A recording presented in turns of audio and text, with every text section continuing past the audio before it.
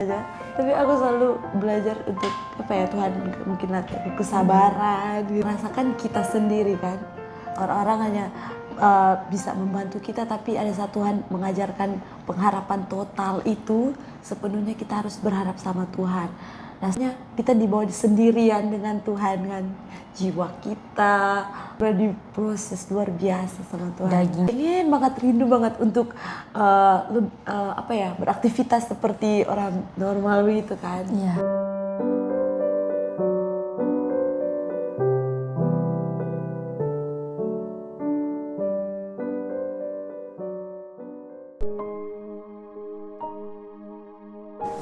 Halo teman-teman semua, aku Siska dan ini Olen. Hari ini Olen ada di rumah sakit, mau menjalani kemo yang ke-7, kemo yang terakhir karena dia mengalami kanker nasofaring. Dan di kemo yang ke-7 ini hari pertama dia ada di rumah sakit karena setiap kali kemo itu dia harus melewati 5 hari kemo. Dan ini hari pertama baru masuk. Ini baru diinfus guys tangannya. Nanti jam 3 baru dimasukin obat kemo. Nah luar biasa ya, sudah sampai di titik ini. Sudah di kemo terakhir. Bukan hal yang mudah kalau mau ingat-ingat selama proses menjalani proses pengobatan ini. Luar biasa, dari yang tidak tahu, dari kampung.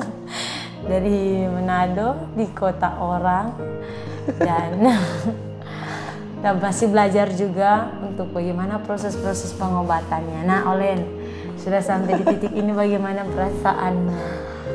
Oke, rasanya seperti bermimpi.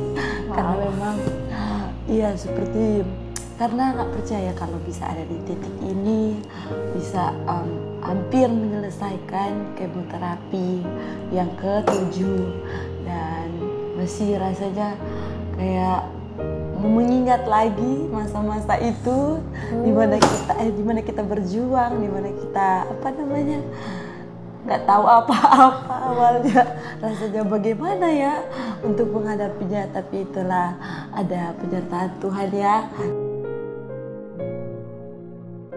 Jadi Olen itu punya BPJS, tapi ada kendala di datanya. Jadi BPJS tidak bisa menerima. Dan waktu itu juga kita memerlukan biaya untuk membiayai proses pengobatan. Tapi BPJS-nya ternyata ada bermasalah, ada kendala, dan akhirnya puji Tuhan, itulah Tuhan. Di situ Tuhan nyatakan kuasa Tuhan. Entah bagaimana, yang harusnya BPJS itu kalau mau diurus kembali ketika data salah, itu harus melewati proses yang panjang, harus urus inilah itulah. Tapi karena Tuhan, proses itu tidak lama, jadi kayak yang harusnya kita harus urus ke kantor ini dulu, ke BPJS ini malah dimudahkan. Cuman butuh waktu singkat untuk mengurus itu, dan akhirnya itu BPJS keluar dan bisa bisa membantu untuk pembiayaan proses pengobatan Olen. Nah, Olen, bagaimana proses, apa yang kamu rasakan waktu kemo pertama selesai kita urus itu pengobatan? Jadi waktu kemo pertama itu, ya awal aku bilang tadi pasti nggak tahu ya bagaimana rasanya ya. seperti di suatu ruangan yang aku nggak tahu ini apa namanya, rasanya dimasukin cairan itu gimana ya nanti. Terus sudah persiapan lagi gunting rambut karena pikir mau jatuh rambutnya. Rambut ini mau jatuh. Terus nanti menghadapi orang-orang kan bilang kalau mual muntah itu harus makan itu kan juga aku belum tahu bagaimana masih bertanya-tanya bagaimana ini. Tapi pas melewati itu hari demi hari selama 5 hari, dari hari pertama sampai hari ke-5 itu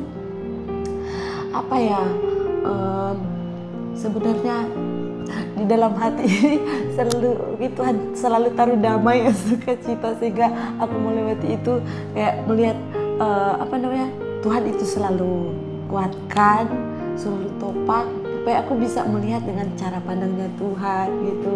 Sehingga aku melihat bukan seperti kayak orang-orang kebanyakan sudah takut, sudah ini, pasti ya manusia pasti takut. Tapi Tuhan kasih tahu aku cara bagaimana mengatasi itu, ketakutan. Dan akhirnya kalau waktu itu ya, kemo pertama itu dimasukin cairan 2 botol cairan dimasukin hari pertama. Botol Jadi cairan kemo.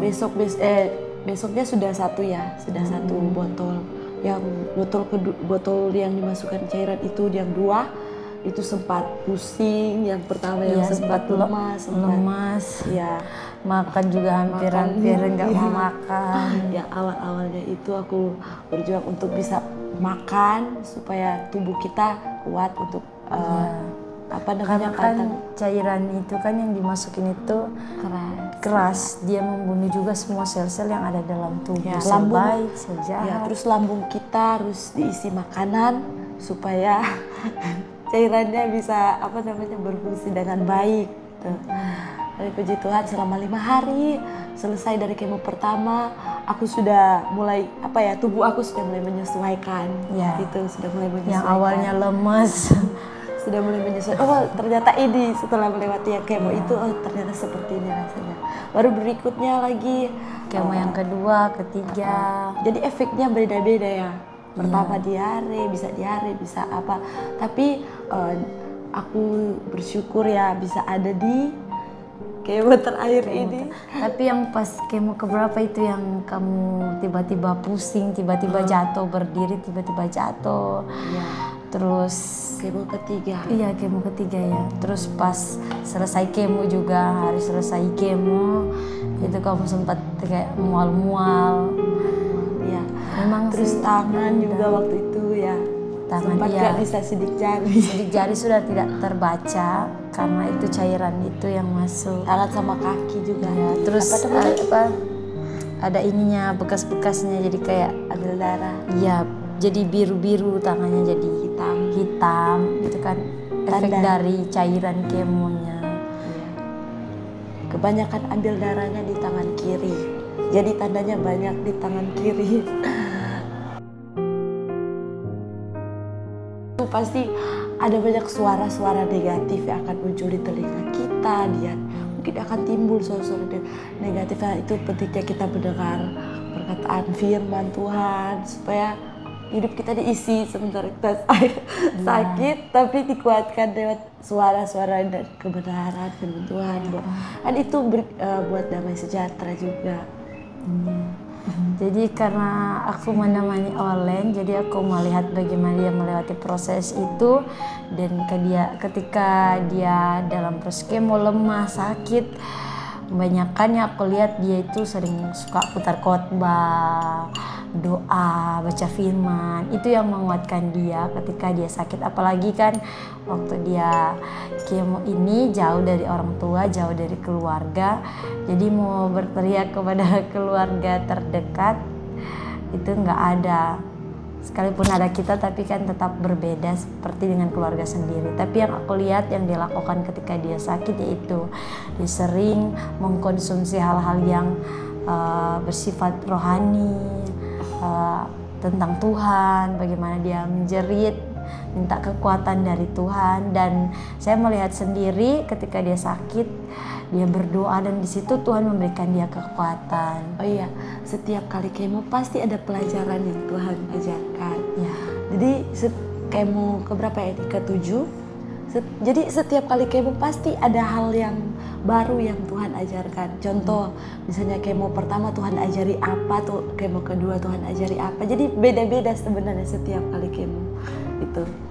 Jadi setiap kali aku merasakan itu ya, pas yang masuk sakitnya luar biasa seperti apa, Tuhan ajari kayak tentang kesabaran, berharap penuh sama Tuhan. Tuhan ajari juga bagaimana percaya menikmati Tuhan dalam titik-titik itu. Baru Tuhan ajari banyak hal. Tuhan ajari tentang berpengharapan, Tuhan ajari tentang menghargai waktu, Tuhan ajari tentang orang-orang di sekitar yang kita lihat hari ini mungkin besok tidak akan ada lagi, bukan berarti kita ini. Banyak banget yang Tuhan ajari setiap kali kemo. Dia ajari tentang bagaimana Menghargai hidup. menghargai, dan Tuhan ajari tentang arti hidup yang sesungguhnya. Ya. Memiliki apa aja yang Tuhan mau, itu yang Tuhan bawa setiap kali kemo. Pernah, karena setiap kali, kadang kan yang merasakan kita sendiri kan. Orang-orang hanya bisa membantu kita, tapi ada satu Tuhan mengajarkan pengharapan total itu sepenuhnya kita harus berharap sama Tuhan. Rasanya ingin sekali untuk bergerak, karena terkadang kita dibawa sendirian dengan Tuhan kan. Jiwa kita sementara lagi benar-benar diproses luar biasa sama Tuhan. Daging lemah. Iya, kayak pengen banget, rindu banget untuk beraktivitas seperti orang normal gitu kan. Iya, Ya. itu titik terendah. Tapi ada saat-saat Tuhan bahwa aku harus diam, harus ini, itu rasanya Tuhan. Tapi aku bersyukur Tuhan selalu ada di situ gitu, ada di saat-saat seperti itu. Orang yang sehat itu adalah orang yang sebenarnya orang yang paling kaya menurut aku ya, karena dia sehat itu dia bisa melakukan apapun, dia pengen mau lakukan ini, lakukan itu, bisa mau melayani dengan apapun yang aku melakukan untuk Tuhan, begitu bisa. Bekerja bisa menikmati. Apa yang perlu belajar untuk bersyukur dengan kesehatan yang kamu punya. Yang orang lain mungkin berjuang di sakit, tapi kamu sehat bisa bernafas pagi hari dengan menghirup udara. Orang lain berjuang bisa jalan-jalan, bisa jalan-jalan, bisa ini itu gitu. Tapi bersyukur terus dengan kesehatan yang Tuhan sudah berikan, karena itu mahal. Jangan pernah kehilangan yang namanya pengharapan, karena pengharapan itu adalah sesuatu yang kuat untuk kita bertahan di titik-titik terendah. Karena ketika kita punya pengharapan, selalu ada seperti cahaya yang kita lihat, ya orang lain mungkin tidak lihat, tapi cahaya itu selalu menuntun kita kepada hal-hal yang baik, sehingga kita melihat, oh ini masih ada waktu, kesempatan lagi untuk kita tetap berjuang untuk sembuh.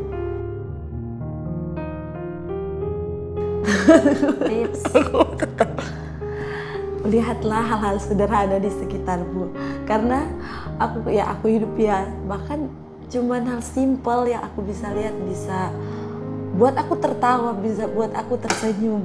Miliki selalu hati yang bersyukur. Hati yang bersyukur itu bukan karena kita punya banyak uang, punya banyak kekayaan ini, tapi kita melihat diri kita masih hidup, itu sudah anugerah. Jadi tips dari aku untuk bisa tetap tersenyum, lihat bahwa masih di sekeliling kita masih ada hal yang baik untuk kita bisa syukuri. Ya. Wow, aku mau nangis, tertawa, sudah bercampur aduk. Karena beda-beda setiap orang yang menjaga aku itu beda-beda sifat dan karakter. Ada yang lucu, ada yang bikin aku ketawa setiap hari, ada yang bikin aku terharu, ada juga yang mensupport seperti ibu-ibu. Ya, banyak versi mereka datang, dan itu memperlengkapi sebenarnya sih, sehingga hidup aku penuh warna, sehingga aku bisa melihat, wow, orang ini itu sudah sudah salah satu juga memberi aku kekuatan untuk berjuang.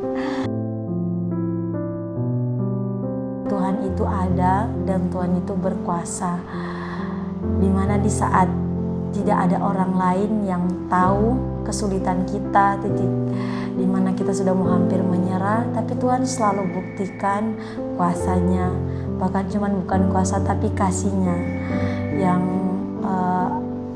luar biasa, yang tidak bisa dikatakan. Selalu di situ Tuhan kasih lihat ternyata masih ada harapan, ada hal-hal ajaib, mujizat demi mujizat. Bahkan di situ Tuhan ajari saya untuk menghargai hidup, menghargai waktu, menghargai orang-orang di sekitar, menghargai apa yang kita miliki hari ini. Seperti yang Olen bilang tadi, ternyata hidup itu bukan tentang hartamu banyak, tapi hidup itu tentang bagaimana kamu mencintai dirimu dan kamu memiliki Tuhan di dalamnya, yaitu Tuhan Yesus. Karena itulah sumber segalanya. Ketika kita punya Tuhan, kita punya segalanya. Karena sudah melewati di mana kita tidak punya uang, tidak punya jalur-jalur yang lain, tapi semuanya itu kayak dibukakan Tuhan. Kayak seperti jalan tol, sekalipun ya ada kadang naik turun, tapi di situ Tuhan memperlihatkan bahwa Tuhan itu ada dan Tuhan itu berkuasa. Dia sangat mengasihi kita. Ternyata Dia itu tidak jauh, Dia selalu dekat, bahkan ada di hati kita, memberi kita kekuatan, pengharapan, sukacita, punya hal-hal yang luar biasa yang tidak kadang sudah kita lupakan, tapi itu yang selalu Tuhan tunjukkan, kasih setianya. Bahkan kemarin itu, wow, coba oleh kamu cerita. Jadi kenapa aku nggak pernah memilih untuk menyerah? Karena setiap kali aku ingin sekali untuk menyerah, Tuhan ajari banyak sekali hal yang harus aku hargai. Dan jadi setiap kali sudah di titik ini sekali menyerah, pasti di titik itulah Tuhan menunjukkan sesuatu. Contoh kayak orang-orang di sekitar mungkin Tuhan pakai, atau apapun, bukan cuma orang-orang di sekitar, banyak hal yang Tuhan pakai untuk bisa berbicara buat aku bahwa aku selalu ada di sampingmu, kapanpun, dimanapun. Ada jaminan Tuhan. Alfa sampai awal sampai akhir, jaminan Tuhan itu Ada. Iya, ada. Dia akan terus menyertai sampai akhir gitu. Itu yang buat aku, wah ternyata Tuhan ada. Jadi jangan pernah menyerah.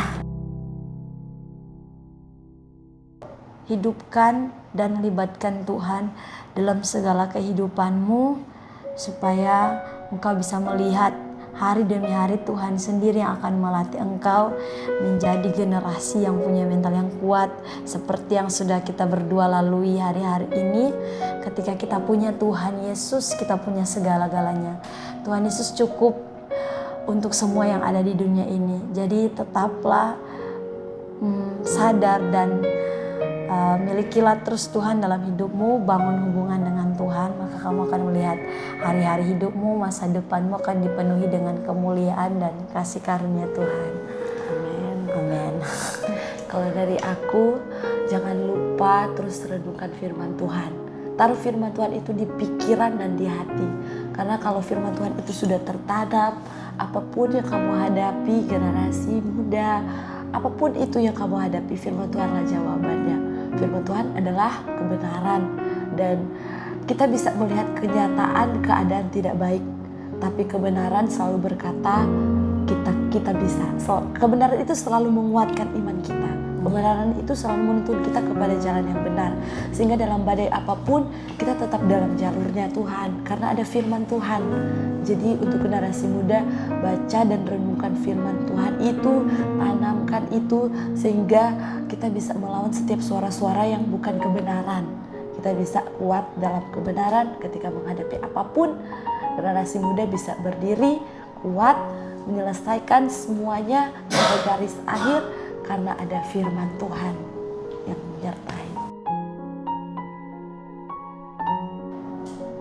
Perbedaannya adalah aku lebih menghargai setiap hidup. Kalau mungkin aku dulu memandang kesehatan itu biasa, tetapi setelah aku melewati ini, aku belajar memiliki hidup yang apa adanya, memiliki hidup yang sangat menghargai setiap tubuh yang kita miliki, untuk kita pakai untuk apa.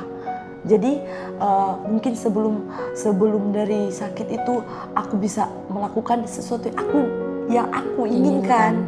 Tapi setelah aku mengalami sakit ini, aku merasakan bahwa hidupku bukan punya aku. Jadi tubuh ini terserah Tuhan mau pakai buat apa, di mana, dan seperti apa. Jadi aku benar-benar tahu dan sadar bahwa Tuhan yang kasih hidup ini dan aku kembalikan ke siapa yang kasih hidup aku gitu.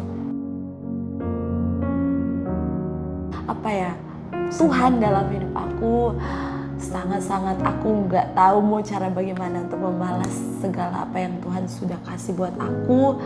Terima kasih karena sampai detik ini aku masih hidup untuk melakukan apa yang Tuhan mau di hidup aku.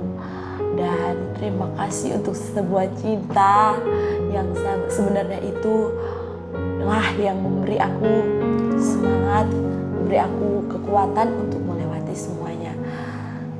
Apa ya? Aku sangat bersyukur karena di saat pun kita sendiri yang mungkin tidak terlihat secara mata jasmani ya, tapi di dalam hatiku selalu aku percaya Tuhan itu selalu ada di samping. Aku bersyukur karena suara Tuhan itu selalu berbicara di saat titik-titik aku terendah, dan itulah semua karena Tuhan. Aku bersyukur dan berterima kasih sama Tuhanku yang ajaib. Aduh,